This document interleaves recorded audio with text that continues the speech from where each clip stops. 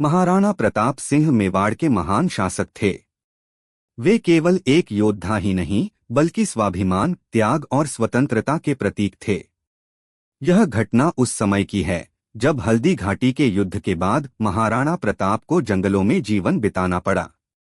अकबर की विशाल सेना से युद्ध के बाद महाराणा प्रताप ने कभी मुगलों की अधीनता स्वीकार नहीं की। परिणामस्वरूप उन्हें अपना महल, राज्य और सुख सुविधाएं छोड़नी पड़ी। वे अपने परिवार और कुछ वफादार सैनिकों के साथ अरावली के जंगलों में रहने लगे। वहां उनका जीवन अत्यंत कठिन हो गया। एक दिन महाराणा प्रताप की पत्नी और बच्चे बहुत भूखे थे। घर में खाने के लिए अनाज तक नहीं था। बड़ी मुश्किल से जंगल की घास और कुछ जंगली कंद इकट्ठा कर रोटियां बनाई गईं। वे रोटियां इतनी सख्त थीं कि ठीक से खाई भी नहीं जा सकती थीं। जब महाराणा प्रताप की छोटी बेटी ने वह घास की रोटी खाई तो उसके मुंह से खून निकलने लगा।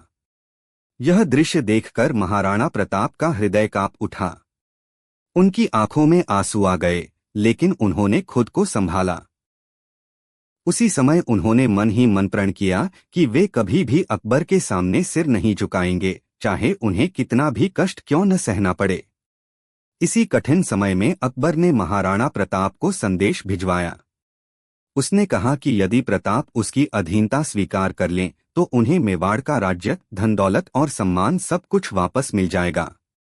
कई लोगों ने महाराणा प्रताप को समझाने की कोशिश की कि परिवार के लिए यह प्रस्ताव स्वीकार कर लेना चाहिए, लेकिन महाराणा प्रताप ने साफ शब्दों में उत्तर दिया, मैं भूखा रह सकता हूँ, जंगलों में रह सकता हूँ, लेकिन पराधीन होकर जीवन नहीं जी सकता।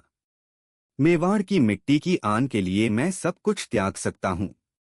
उनके इस उत्तर ने यह सिद्ध कर दिया कि उनके लिए स्वाभिमान और स्वतंत्रता सबसे ऊपर थे। समय बीतता गया।